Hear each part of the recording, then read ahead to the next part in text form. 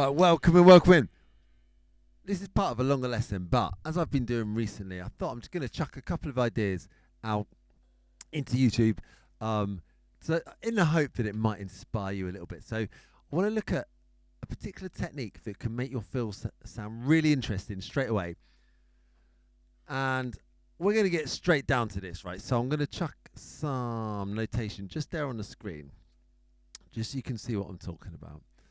And we're using, in this case, sextuplets. So you can take this concept and use it in all manner of ways, but we're going to look at sextuplets today. So if we're playing our groove, 1 and 2 and 3, just a straight eighth kind of groove.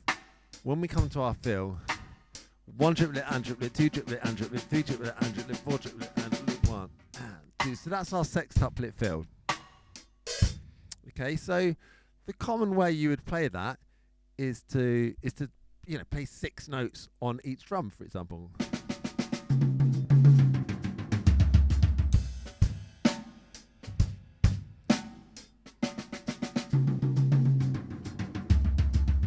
And 2, right? Nothing wrong with that. Sounds great. 9 times out of 10 you're going to want to do that. But it's very predictable. Doesn't sound very inventive or very creative. So the concept today is that we're going to look at playing a different phrasing within a certain subdivision. So in this case, we're playing sextuplets, 6 notes in a beat. So we're going to look at a phrasing, a four note grouping within that. So it's going to start to sound a little bit interesting. So if we and you can use the accents written on that notation on the screen there. On that notation is moving it around the toms. We'll get to that in the next step. But for now, we can just look at where those accents are. So where that arrow is above the note.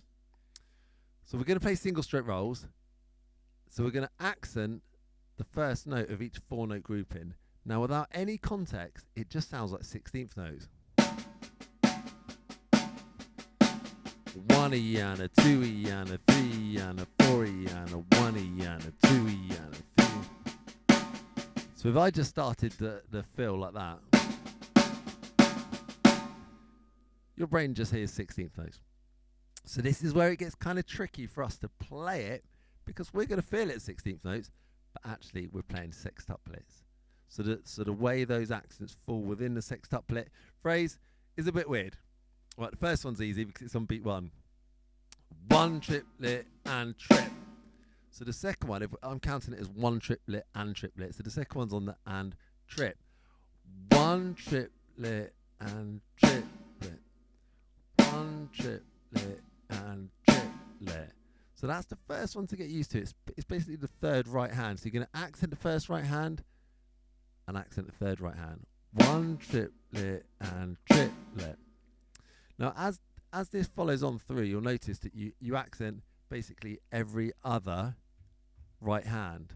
So we're going to do the first, the third, and then the fifth.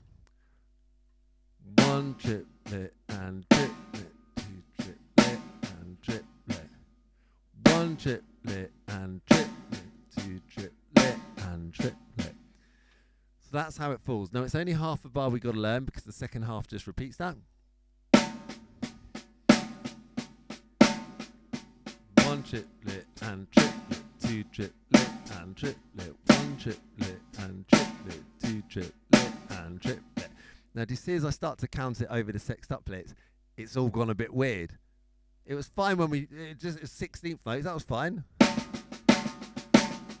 You let your brain go with the 16th notes, that's fine. But as soon as we start having to think of it in the sextuplet subdivision, it feels really weird. 1 triplet and triplet, 2 triplet. So if you can just get used to that as slow as you want, you're 90% there with this.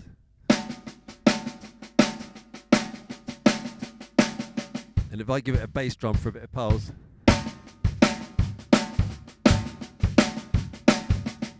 Alright, so it starts to take on this polyrhythmic effect.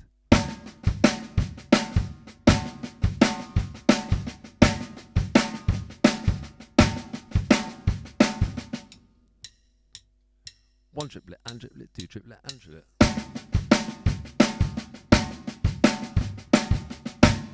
Okay, now once you've got that down and you can play it twice and your head is still thinking of it as a sextuplet, then you can put it with a groove.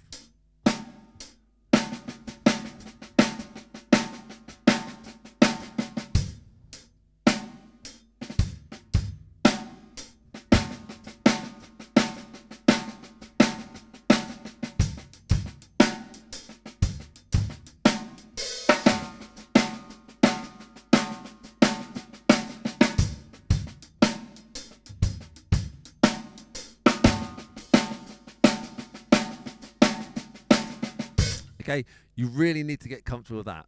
Spend most of your time doing that.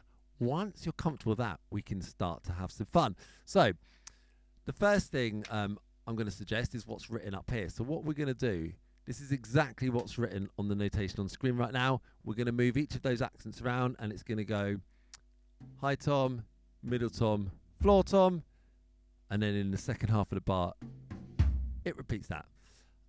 Every other note, the non-accents, are all on the snare. So we get this.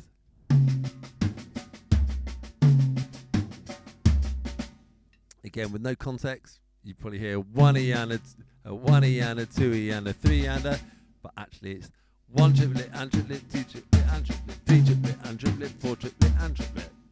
So with the groove. 1 triplet and triplet, 2 triplet and triplet, 3 triplet and triplet, 4 triplet and triplet, 1 and 2 and 3 and 4 and 1.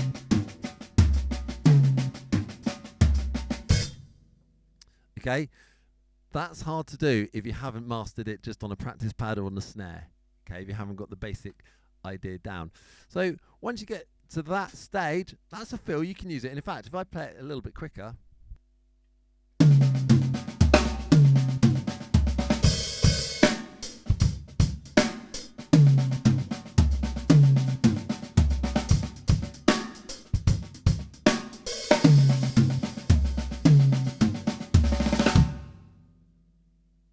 Okay, it's already usable. It's already sounding fun.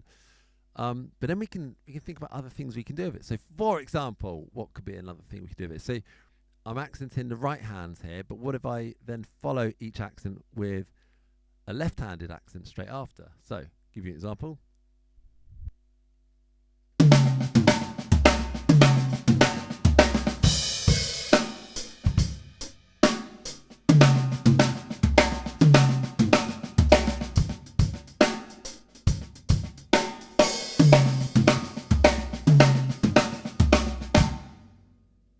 Okay, and obviously I'm moving around kind of predictably now because it's just that twice.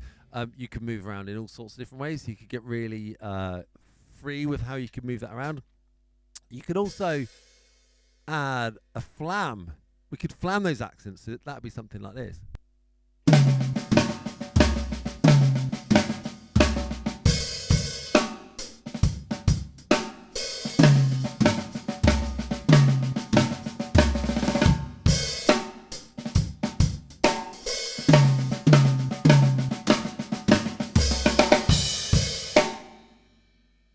So that's a nice little embellishment of it. Also, I did it on one of those ones. What you could do is play this pattern for most of the bar, but just use the last part of the bar, maybe just beat 4, as your playground where you just kind of have some fun. Improvise. So you'd be like 1 triplet and triplet, 2 triplet and triplet, 3 triplet and triplet, and then something different. So if I just give you an example.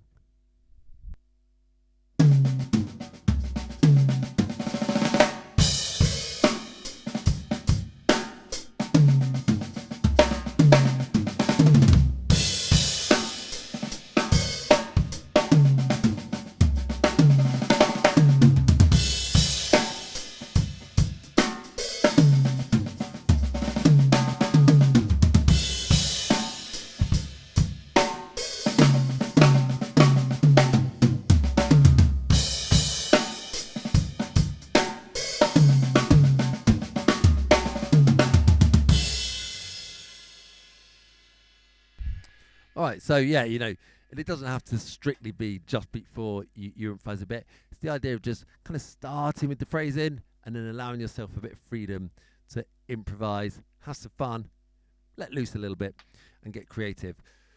So, you know, you use this idea, have some fun with it. Just playing an unpredictable phrase in instantly makes your fill sound interesting. It catches listeners out a little bit. It just kind of piques their interest and oh, I wasn't expecting that. And you can use it with any subdivision. So here we're doing sextuplets, so groups of 6, and we're playing a 4-note phrase within it.